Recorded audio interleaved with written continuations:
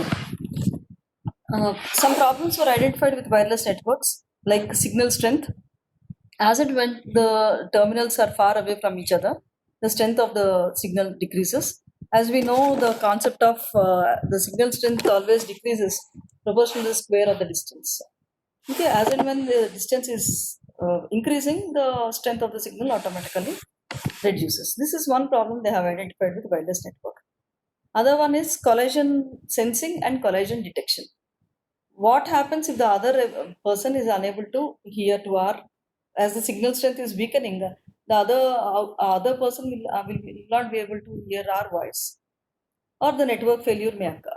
So what happens? What is the situation in such cases? How do we overcome these situations is what we are going to read in this particular chapter. Here we are going to identify two major problems. One is hidden and exposed terminal.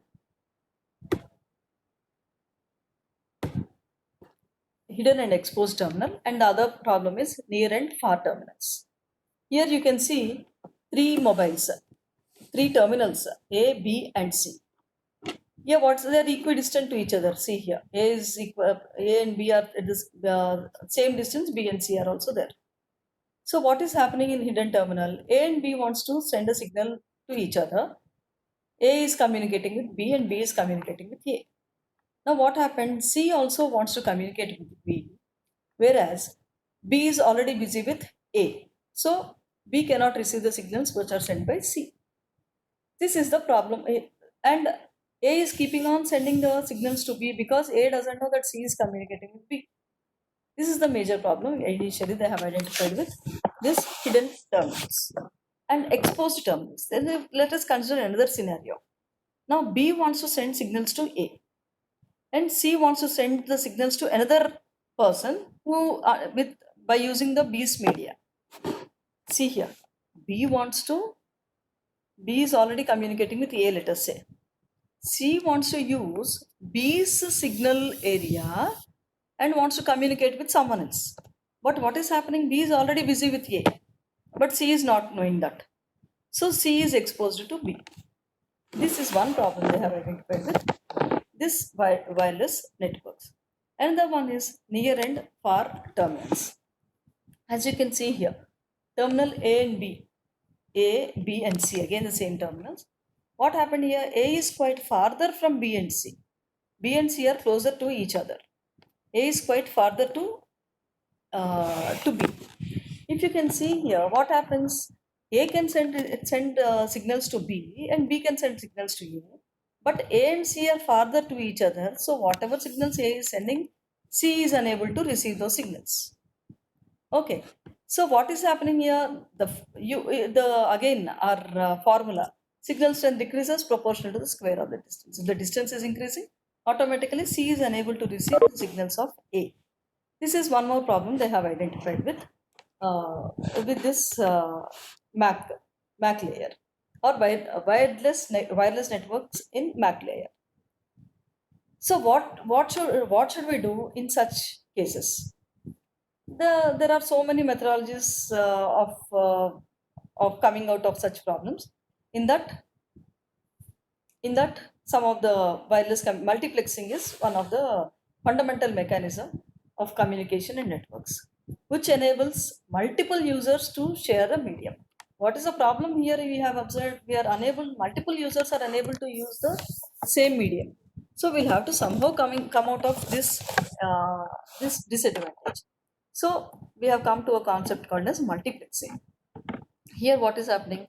Multiplexing is dividing into multiple ways, either based on space or time or frequency or code.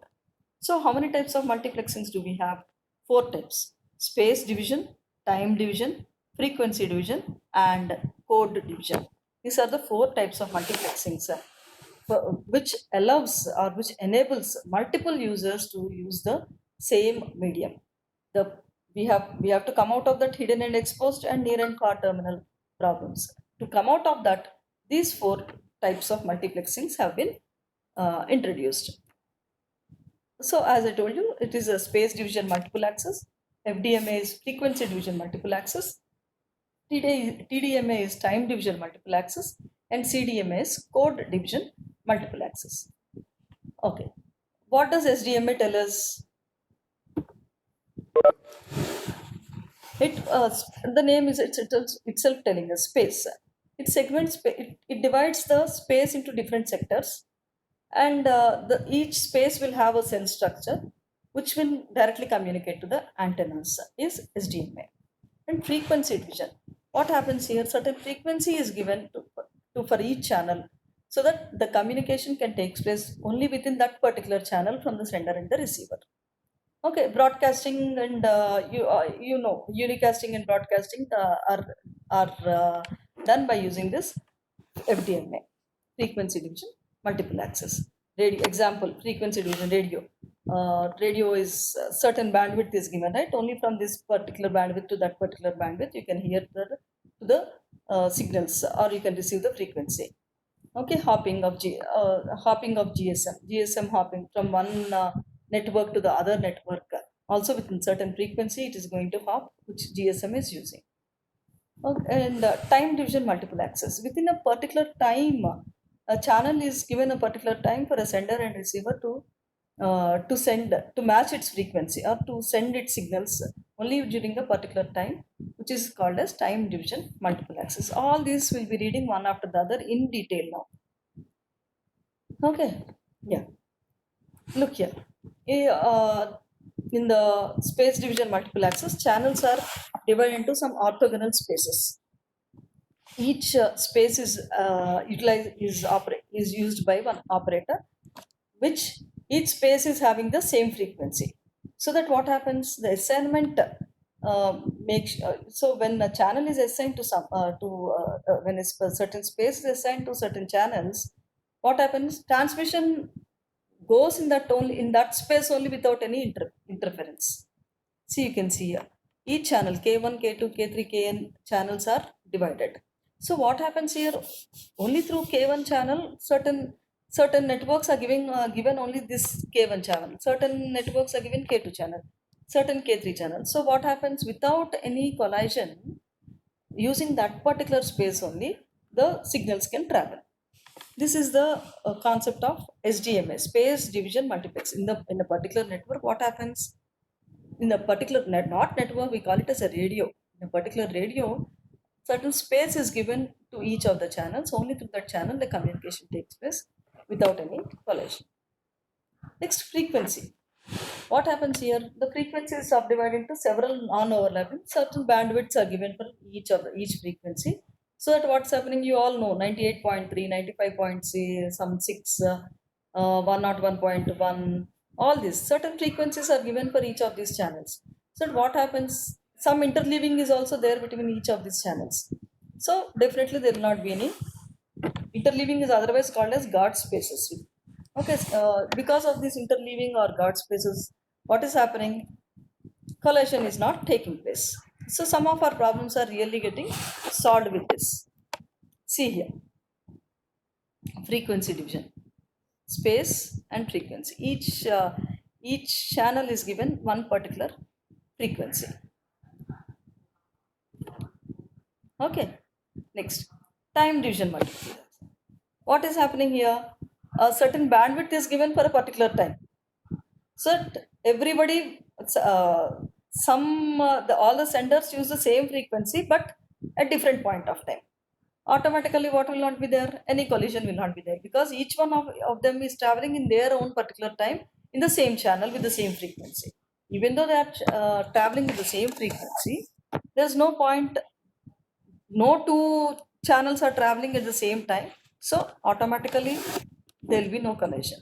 This is one of the ways to come out of the hidden and exposed terminals. Yeah, you can see here. Certain time, each at a certain time the channel is being used. So automatically there will not be any collision, because no two channels are traveling at the same time. Yeah. In this we have something called as, in this time division multiplexing, we have got different methodologies, in which one we call it as slotted aloha and fixed aloha.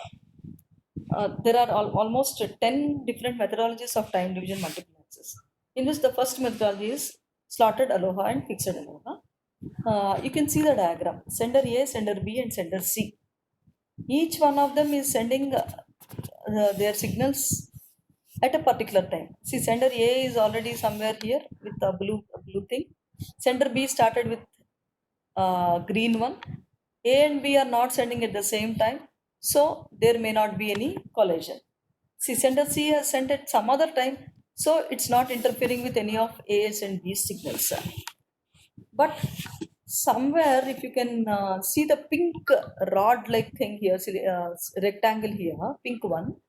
What is happening? Even though they are sending at different time slots, there may be a possibility of collision. You can see here, one pink one here and the other pink one here. There may be a possibility of collision at one particular point of time because there are number of channels which are keeping on sending and receiving the signals. So what is this? This is one problem they have identified in this time division multiplexers. So because certain problems are there, they have come into another methodology called as slotted aloha. In this, what happened again? Different slots. Even though there is a time fixed timing, here again they have divided the time into fixed slots. Additionally, using time slots, sending must always start at the so that the boundaries will not get collided. See here, all the vertical lines you can observe here in the diagram. In this particular boundary only it should send. In this particular boundary only it should send. In this particular boundary only the packets are sent. But still, after so much of slotting also, there's a possibility that two or more may fall into the same boundary. Because in the network there are lakhs and lakhs of signals passing. So even though certain boundaries are given to all of this, there may be a possibility that two or more channels may fall into the same boundary line. So again, a collision may take place. Even though this is used in small signal networks, but when you are going into heavy networks, this is not possible. But still, Aloha and Slotted Aloha are being used. Now, next is the reservation algorithms. Okay, I'll show you a diagram of reservation algorithms. In this, we have something called as packet reservation multiple access. What is happening here? A packet is the time slot is divided into different frames, and each frame is allocated certain. Each frame can be reserved for sending of your data. As you can see, we have two things here: implicit reservation and explicit reservation. If you can observe the diagram, A, C, D, A, B, something. There are 8 frames given in a particular time slot. You can see there are 8 frames: frame 1, frame 2, frame 3. There are certain frames, and each frame is divided into 8 slots. A, C, 1, 2, 3, 4, 5, 6, 7, 8. Certain number of slots form one particular frame. Okay, these frames are repeatedly sent. Okay, stations, whenever there is an empty slot, stations compete with each other, and that empty slot is booked for the next frame to be put into. You once observe the diagram carefully. I'll explain the diagram. Whenever, see, first frame is there. Some data A, C, D, A, B, A is sent, and this red one, what is it saying? It's an empty frame or empty slot, we'll call it empty slot. So this empty slot can be reserved by some other data for sending its packet, some other channel for sending its packet. You can see A, C, D, A, B, this 7 is free. So 7 is reserved by someone. At the same time, in this frame 2, you see 3 is free, 7 is free, 8 is free. In frame 3, 2 is free, 3 is free, 4 is free. Okay, few are free. In frame 4, 3 are free. But frame 5 is full. So frame 5 cannot be reserved by anybody. Frame 1, 7 slot can be reserved. Frame 3, so-and-so slot can be reserved. Frame 2, so-and-so slot can be reserved. So all these empty frames are kept for reservation, packet reservation. But here what they have observed, once they are kept for reservation, there may be a possibility 2 or more persons requesting for the same data at the same time for sending their channel. So again, what will happen? Collision may occur. You observe the diagram once again. So competition for these slots again starts as soon as the slot is empty. So this is also one problem. This is also one methodology where reservation is taking place. But even though the frames are having empty slots and the data is sent through the empty slots, they observed a problem here called as collision of the slots. Next is carrier sense multiple access protocols. Here we have another methodology of TDMA is one persistent, non-persistent, p-persistent. We'll see what these are. Okay. Next is one persistent. This diagram is not reached on. I'll tell you in the last. This diagram is not there. I'll show you the diagram and I'll explain you this. But now let us go to our how to come out of this hidden and exposed terminals. We have something called as multiple access with collision avoidance. If you remember, I've explained you this diagram in the beginning. Near and far terminals and hidden and exposed terminals, right? See, what did we find it previously? A, B, and C are three terminals where A wants to send the signals to B, and at the same time, C also wants to use the same media and send signals to B. Both are not knowing that all the signals are coming and colliding near B. This is the problem what we have observed previously, initially. Now, to come out of that problem, we have in TDMA has introduced something called as request to send, clear to send. Request to send and clear to send. Request to send is RTS. Whenever A wants to send a signal to B, it first sends an RTS request, something like our request letter. It first sends our RTS. If B thinks that it is free, then only it will send a clear to send. Only after receiving clear to send from B, A and B will start communicating with each other. Meanwhile, if C also wants to talk to B, it should first send RTS. If B is ready to receive the signals from C, then it will send CTS to C. Otherwise, C will have to wait till it receives the clear to send message. This is one problem of avoidance of hidden terminal problem. And also MACA avoids the problem of exposed terminals also by using this RTS and CTS. Look here at the diagram. B is requesting to A. At the same time, B is also requesting to C. But which one first sends it clear to send, it will start communicating with that particular device or terminal. You can see with the arrow mark here. Both the arrow marks are showing how it is actually getting communicated. Now, what happens? C does not have to wait for it, cannot receive CTS. Because it did not receive CTS from B, it need not wait anymore. It can get communicated with someone else. This is how the hidden and terminal problems have been are actually have come out of this hidden and terminal problems. Hidden and exposed terminal problems. Next methodology of TDMA is polling. Polling is what? First, what is just like our polling scenario. See here. Polling is what will happen if one terminal can be heard by all others. This central terminal can poll all other terminals according to a certain scheme, randomly addressing the polling. So what happens here? Base station keeps on sending messages to all the mobile terminals. Now mobile terminals can now transmit a random number without collision with the help of either CDMA or FDMA technologies. Now what will happen? The base station will then choose only one address from the different poles. Okay, some random number it will choose. And after choosing the random number, it will then get connected and send the packets. And once the connection is established, it will continuously starts sending the packets only through that particular network connection. So this is one of the methodologies of TDMA polling mechanism. And another important one is inhibit sense multiple access. This is a short answer generally asked. Okay, inhibit generally when two or more are communicating with each other, you get a busy tone. Sometimes you get network busy tone. Sometimes you get the other person is busy tone. All these are actually because of this inhibit sense multiple access. you'll actually in this particular thing you'll generally know the current state of the medium, whether the network is very busy or the base station is free to send accept your signal, whether it is able to send your signal to the other network, is all based on this inhibit sense multiple access. Okay, yeah, all your busy tones are just because of this ISMA. Okay, if the medium is not free, it's a no signals will be transmitted. If the medium is free, only then your signals will be transmitted. This is because to avoid the collision of signals. Okay.